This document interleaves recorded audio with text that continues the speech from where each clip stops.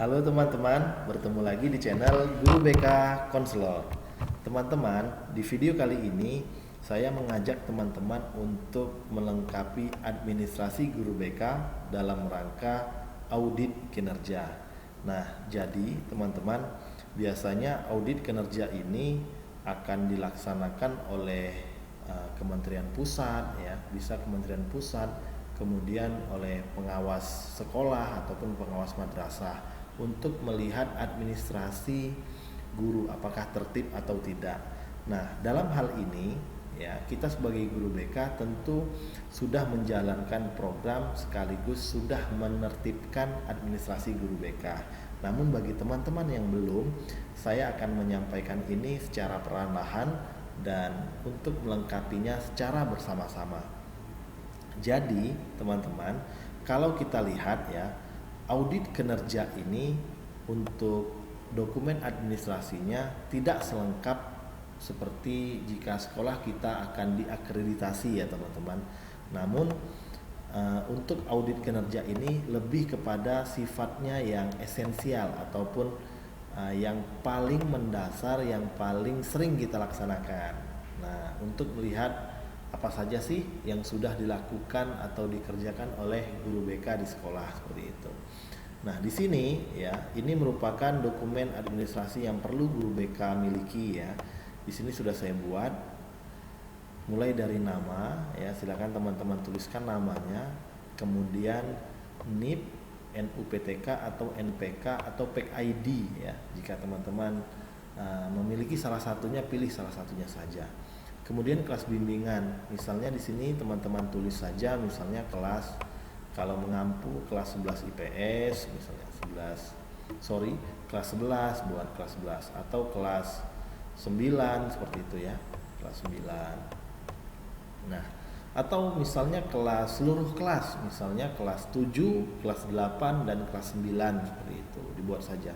Kelas bimbingannya kelas 7, 8 dan kelas 9 ya. Tapi kalau di sekolahnya atau di madrasah teman-teman lengkap guru BK-nya, berarti satu angkatan itu satu guru BK. Misalnya kelas 10 satu guru BK, kelas 11 satu guru BK, dan kelas 12 satu guru BK. Nah, di sini ya, yang pertama kita lihat di sini ada nomor, kemudian ada berkas, kemudian jumlah, kemudian checklist kelengkapannya. Nah, saya mulai dari program kerja BK, di mana program kerja BK ini mencakup beberapa hal, mulai dari rasional, kemudian dasar hukum, kemudian visi dan misi, kemudian deskripsi kebutuhan, rumusan kebutuhan, komponen program, bidang layanan, pengembangan tema atau topik, dan rencana kegiatan atau silabus bimbingan konseling. Nah, ini dibuat satu rangkap. Nanti akan dicek kelengkapan kita oleh pengawas apakah lengkap atau belum lengkap. Harapan kita semuanya sampai ke bawah ya. Sampai ke bawah ini itu adalah lengkap seperti itu. Nah, jadi teman-teman, untuk melengkapi administrasi dalam rangka audit ini, saya sudah membuat ada 10 ya. Ada 10, mulai dari program BK tadi yang pertama, kemudian RPL BK, kemudian materi BK, kemudian program tahunan, program semesteran, kemudian kalender pendidikan, kartu konseling, alokasi waktu, jurnal harian, dan laporan hasil evaluasi dan tindak lanjut. Semuanya dibuat satu rangkap. Nah, namun dalam hal ini saya akan membuat tutorial mulai dari program kerja BK sampailah ke bawah ya teman-teman, sampai dengan laporan hasil evaluasi. Ini untuk kelengkapan audit kinerja. Oke, di sini sudah saya siapkan program kerja BK ya, yang dibutuhkan oleh pengawas maupun dari pihak-pihak berwajib yang ingin melihat administrasi guru BK di sekolah. Di sini saya sudah melampirkan program bimbingan konseling tahun pelajaran di sekolah saya. Di sini saya buat ya, ini covernya teman-teman ya, ini covernya, ini cover ya.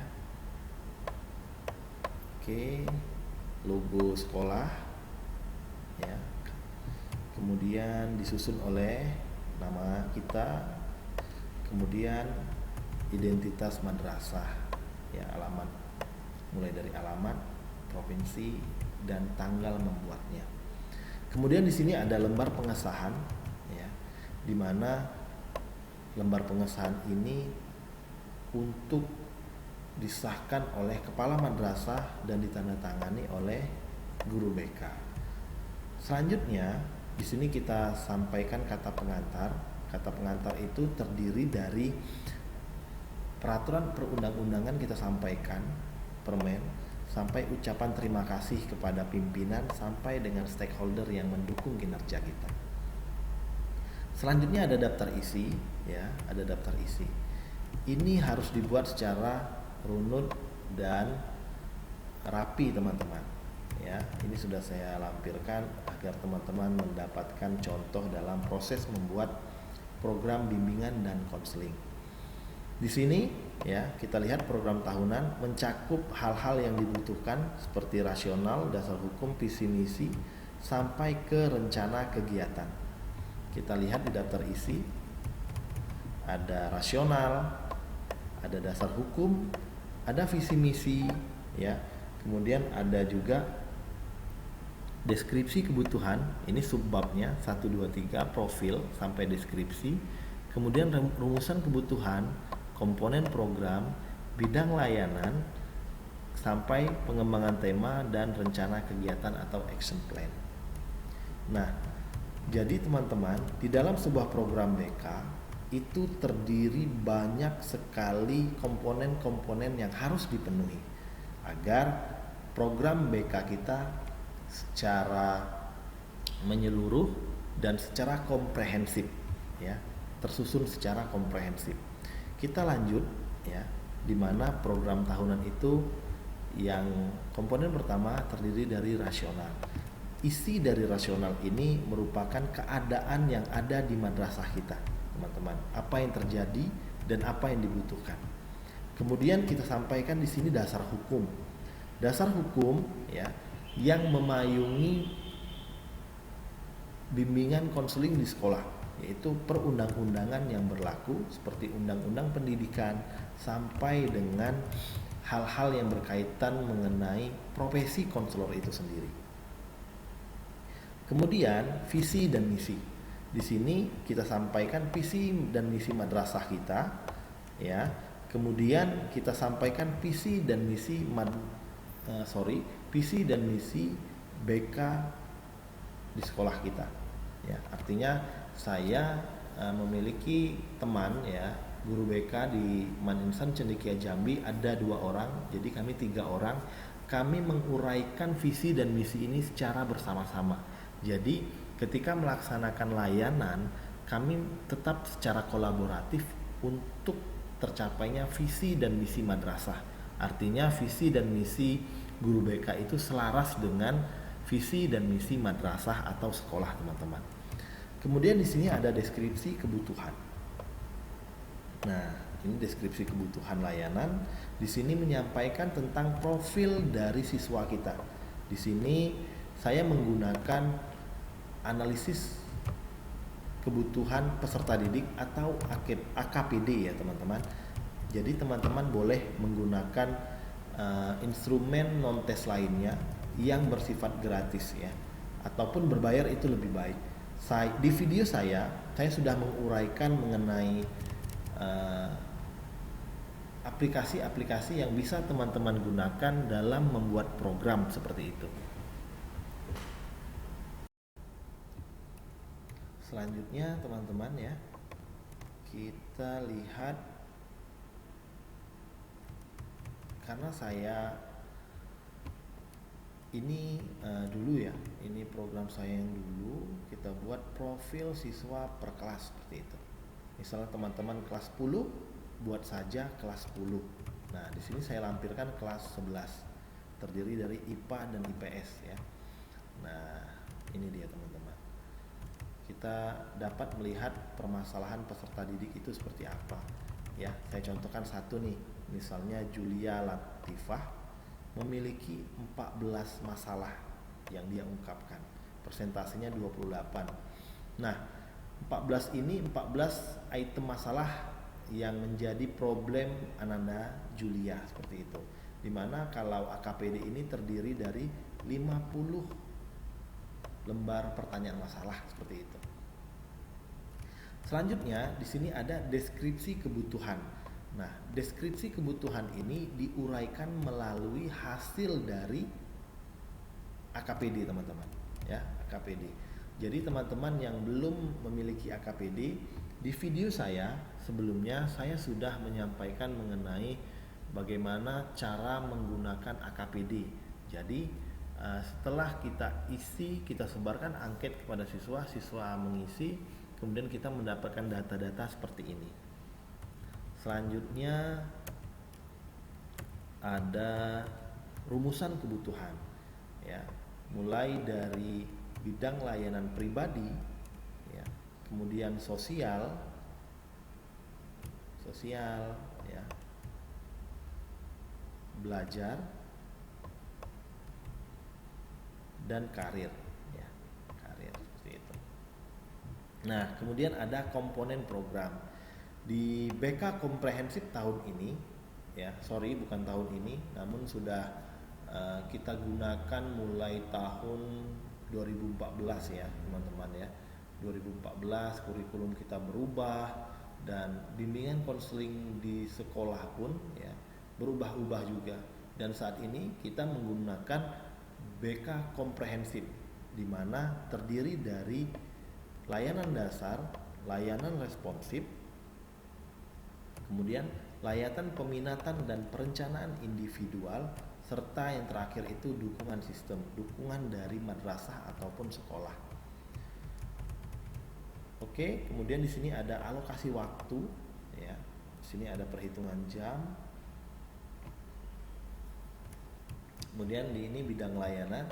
Bidang layanan BK itu ada pribadi, sosial, belajar, dan karir. Kemudian ini pengembangan tema. Pengembangan tema ini berdasarkan permasalahan yang timbul, ya, di hasil dari AKPD tadi.